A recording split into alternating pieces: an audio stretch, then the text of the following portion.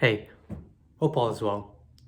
So, before we start off this week's lecture, I just want to quickly touch base about some changes I have thought about and I'm going to incorporate, and some things that I would really like to work on more long term. Just unsure about how I'm going to go about executing it, but we'll get to it when the time is right. So, the number one update is that currently I do have a lot on my plate, and when I started this, I knew when things start picking up, things might get a little difficult. So I was always okay with having a more flexible plan, but I always thought that doing it once a week would have been good because like the frequency and it would be consistent. However, I saw the drawback in a couple of aspects.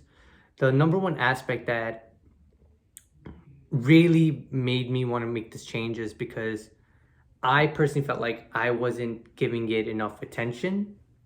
Now, I was trying my best, but I know when I'm trying my best and then when I'm clearing out time and giving it the focus it deserves. And at the end of the day, I am uploading these videos, so clearly like it gets my cosign or else I wouldn't be uploading them. And I don't want to do injustice to my craft. And I just feel like doing it once a week was a time commitment that I thought I could do, but I am not doing justification to it. That's why it's okay to adjust. And when I started this, I was like, oh my God, I give my professors, my teachers so much credit for preparing a lecture plan, delivering it, and doing it so well. However, I didn't see one advantage that they had that I don't have with the current structure that I'm going with. And their best thing was the end of the semester or year.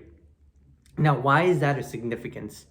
Because if I know I'm just giving a lecture for the rest of 2021, I can sculpt a structure that will have a basic intro.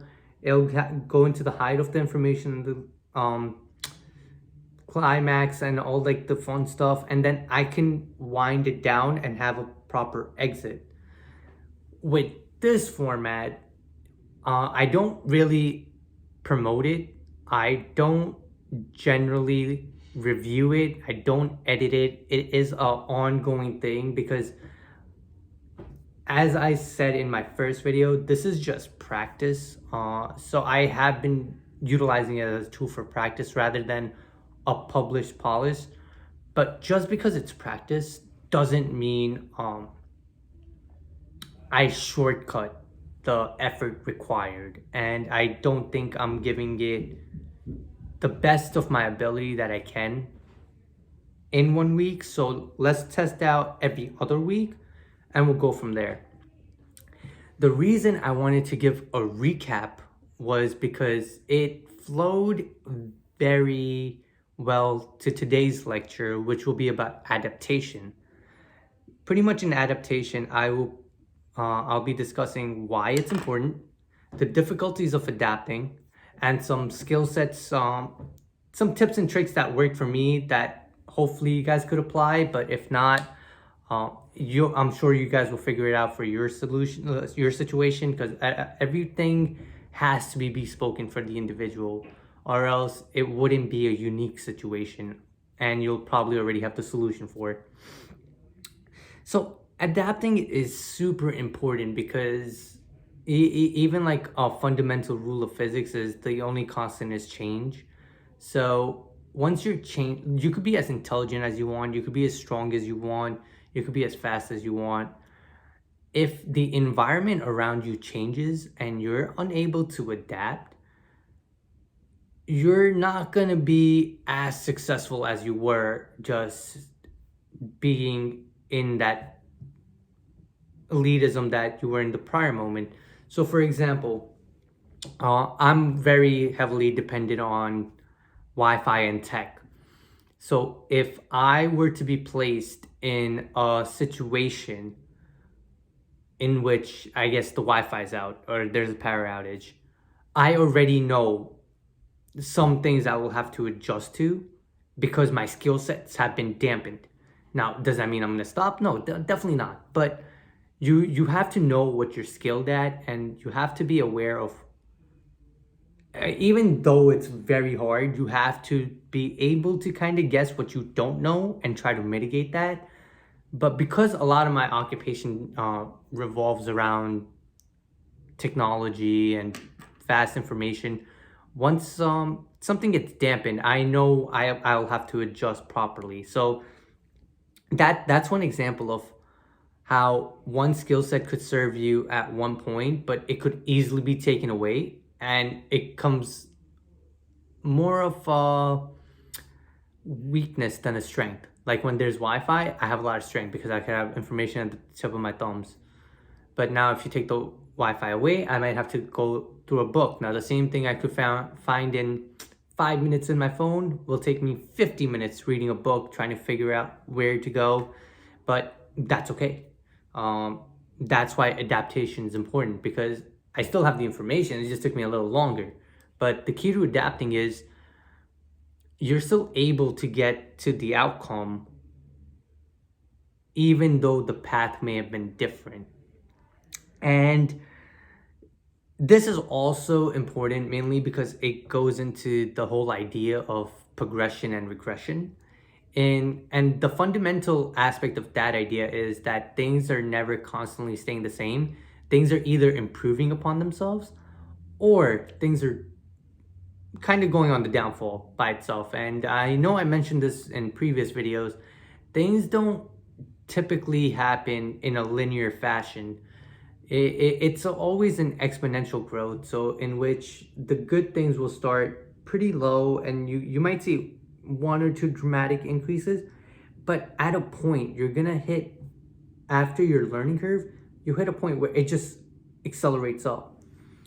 And throughout the time, it's a lot of confusion because you don't know what's going on, and you're not quite sure if your desired outcome is exactly what's gonna happen. And the same thing happens with what bad habits or per se. So if someone doesn't go to the gym, if a moderately active person, right, goes to the gym here and there, right, decides one day they'll skip it, nothing's gonna happen. 2 days they'll skip it, then they skip it for a week. Because they were going to the gym, they're not gonna feel these effects right away. But now, 3-4 months down the line, when they're not habitually going to the gym, and then they start, they're not as active as they used to be and want to get back into shape, it just becomes a harder climb. Not saying that they're not able to do it, it just becomes harder. And in the 2-3 months that they weren't going, they most likely wouldn't have even felt it because they had lived a relatively healthy life before. So regression happens the same way as progression. The first few passage of time, people are not even aware of like whether it's good or bad. They're just either doing it or not doing it. Both have their benefits and they both have their cons. So and making a decision of doing something and making a decision of not doing something has tremendous impact on the outcomes that you shall receive. So that's why adapting is very important. And adapting is not always easy. And the reason it's not always easy is because we live in a very chaotic world. We're literally on a ball of rock that's going around in the universe at God knows what speed. And a lot of things don't make sense. So the mind doesn't really like thinking about that because like that's a little too intense because like too much craziness happening. But instead, to cope with it, the mind creates a structure and a routine that it's good to stick to. And once you're adapting to change, you're letting go of some old habits, you're learning some new, or you're developing your older habits. And everything comes with growing pains. And that's what makes it so difficult to just adjust and adapt to everything that's going on, because by default, your mind is a tool that wants to lower your discomfort in the grand scheme of things. This is what pretty much prevents people from like breaking a bad habit, more so than forming a good habit. It's the comfort that they're already in. Because a lot of the bad habits don't really see the consequences of bad habits after a given amount of time. It's easy to say, oh, I don't have to fix it now, I could fix it later. And that comfort mindset is what really starts the regression process. Now, the difficulty is when you realize, okay, this is a bad habit, I want to switch this habit to something more positive. So just sticking with the exercise example, because it's a very easily relatable standard. To go from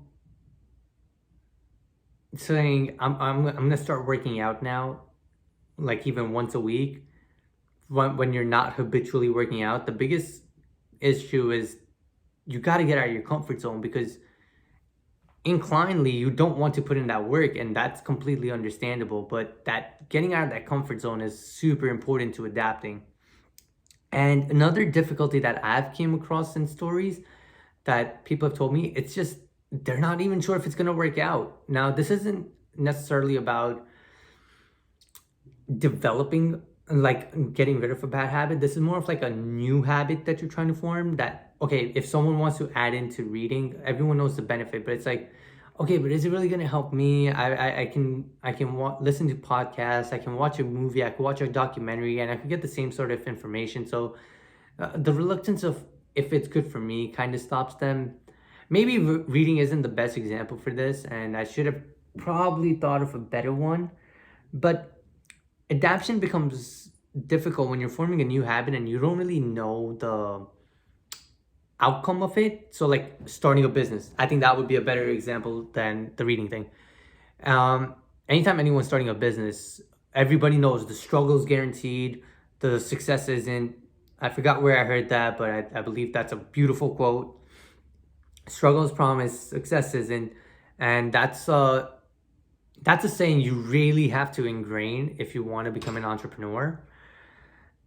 And because you don't know the outcome, it's scary. That's why so many people are so reluctant to start a business. A lot of people have ideas to start a business, but it's like, am I gonna make it? Do you have the faith? More than the faith, do you have the more certainty, like a constant force driving you forward?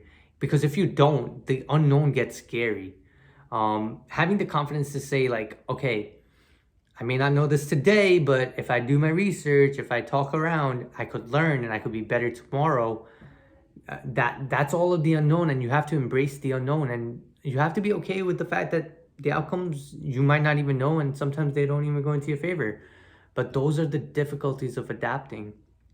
And so I think everyone on I guess on a sub level understands the importance of adapting, but these difficulties do arise. And some tips and tricks that have worked for me is, one, I've always been a disciplined type of person. So I've always had like a macro routine with micro slots of changing habits. Now, what do I mean by that? Going back to the exercising example, it's like I would set aside 1 hour a day to work out. Now, within that 1 hour, I'll work out different body parts. I would do a different type of exercise, whether it be weightlifting, cardio, or yoga. So these mini habits these mini plugins that I change around are never letting my mind be in a complacent mindset. So even though overall the outcome is the same, the underlying way utilized to get there is always changed up. This allows your body to not plateau, and you're constantly coming up with new challenges. So just changing micro habits rather than doing a complete overhaul. For example, um, a lot of people that are trying to overcome addiction, they pick up a form of running. So instead of doing a complete overhaul of letting go of a habit and then incorporating a new one, which is also really good, and actually the second tip of complete replacement, which we'll get to, just having a micro habit that's constantly changing within itself, you get used to the shock of, okay, this is not the same. This is more taking an extensive toll on me than this exercise or this day. And your mind kind of adjusts to just being open to change. Just as long as you're open to the change happening, and you kind of give yourself like the experience of it, anything that happens in an external level, you'll be more fit to take on. And this takes me to number two, which is the overall replacement. And I think I gave the best example is because like um a lot of times people are trying to give up a habit, they have to change it because every time a trigger happens, so the brain pretty much focuses on one thing. It's a trigger, the reward, um, trigger, action, reward, repeat. Trigger, action, reward, repeat. It's a circle. So what happens is once you get triggered into saying, okay, I want to do XYZ, you change it with a habit. So for example, when I go to the kitchen, I used to see sweets laid out. So I would just eat the sweet, right? And eventually I think it took me a week or two and I'm like, okay, this I'm just going down a wrong path. What I did was I switched where the sweets were with dry fruit. Now I would go down, same thing happens, the trigger happens. Now my reward, instead of being the sweet, is I'll pick up an almond. So it's the replacement. You just, if you can't control yourself, have some control in the environment. That helps. But self-control is ideal because hey, it's you, you know. And the third tip is metric management. Anything that could be managed is most likely it's measured. So if you can measure it, you can manage it. Now, what does that mean? If your goal is to start a business, right? Two things happen. You need to raise capital. Now you have two options. You could either fundraise, or you could fundraise by issuing debt, or you could fundraise by giving up equity. Now, if you give up equity, you have to play by different metrics for your company. Now you have to focus in on the profits a lot more. By that example, what I mean is each quarterly statements, all your investors will want to know what's going on with their money, how is it being managed, what's the return, how's the outlook looking, and the metrics that followed are more on like the profitability side, more on like the financial aspects, because it's not just your money, it's it's yours and your investors. On the other hand, if you go through the debt route, what happens is you can change up your metrics because you have most of the control. As long as you can service your debt, you can really focus on projects and ideas that may not be profitable right down the bat, but down the line could reap in more benefits by building either brand, goodwill, etc., etc. So by changing the metrics, you can really put yourself in a position to win. If now just picking back off the debt versus equity example, the metrics followed by someone that raised capital using debt will not necessarily be as ideal for the person that raised money using selling equity. And once you change your metrics, you could adapt your business needs for better growth. And going back to one more example with metric management, just so like we can really ingrain the point, is if someone is trying to run a marathon, Their metric has to be focused on endurance. Can they make the distance? It doesn't matter about the speed.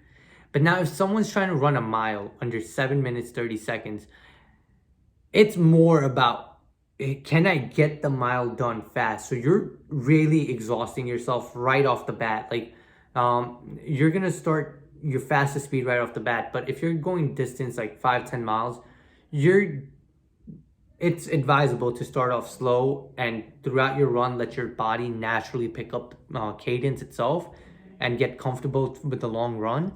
So if you give a marathon runner the metrics for measuring their self according to a sprinter, they're probably not going to be successful in the first mile because they probably have a slow mile. But if you give them the metrics for a marathon runner, they're gonna have excellent metrics. Now, if you give the same metric, marathon running metrics to the sprinter is gonna be done after like whatever short-term distance that they put up for themselves, whether it be 100 yard, 1 mile, etc., etc. Because they will exhaust all their fuels, and if you line them with the metrics of a sprinter and with a marathon runner, they're not going to have a great statistics. But now, does that mean they're not a great sprinter? Of course not. They're just not a marathon runner. That's why applying the correct metrics to what you're adapting, the outcome that you want, is very important, because metrics is pretty much how you're going to track your progress. And I just thought adaptation was a great topic to discuss today, is because with this whole video lectures and stuff, I've thought about like what's working for me, what's not working for me. It's because it's more of a continuous flow. I would like to keep topics in which someone can start from this lecture and get something out of it, or someone starts from lecture number 2, or even in the intro, and just picks up 1 or 2 things. And yes, down the line, I want to incorporate it into a better flow. Subjects will be more outlined, better displayed. But this is a hobby, and like I just foresee that taking a lot of my time for development, and I would love to get there, but I can't I can't change my metric management, of which is just delivering the content, creating the content, because number one thing I'm still adjusting to right now is just recording these videos, and it's been fun. It's been very fun. I've been getting a lot more comfortable with it, but I still know I need a lot of work, and eventually I'm thinking to maybe not change, but add in a podcast element to it. So for more content consumption, it makes it easier. And just the flow of these lectures, I personally feel like they'll be better. I'm gonna use the proper word, and I can't think of it right now, but better utilized in more of an audio than a video. But either way, I have time to plan, I have time to adjust. But right now, I'm mainly focusing on still creating these videos, still getting better. I feel a lot more comfortable just talking into the camera, and I'm very grateful for that. And it's been 2 months now, less than, because there were 1 or 2 weeks that I skipped. So it's been like around 2 months that I started doing this, and just the growth I've experienced from when I first recorded compared to this recording, and how I feel, and how calm I am now, just getting this information out without having like an internal clock. I'm completely happy with it, because I would have never achieved this if I didn't create videos. But all in all, I'm happy I was able to do this video this week. I gave the update. Most likely going forward, this is going to become a every other week thing, because there's just a lot going on, and ideally I'll go back to once a week. But just right now in my life stage, just too much is on my plate, and this is a hobby, so I hate to say it, but it could take a backseat for now. But because it is my hobby, I do want to prioritize it. I do love it. And that's why I thought talking about adapting is very good, because I'm currently adapting with this project that I've taken on. And just wanted to discuss why adapting is important, the difficulties that come with adapting to new situations, because they do occur, and just some tips and tricks that work for me. And I hope they work for you. And if they don't, that's okay, because your situation is probably different and you're just meant to learn something better. So keep adapting to any challenges that come up, find those solutions, keep on going, and it's not going to stop until you stop. So it's all up to you.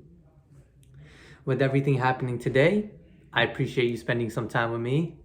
Hope all is well. Take care.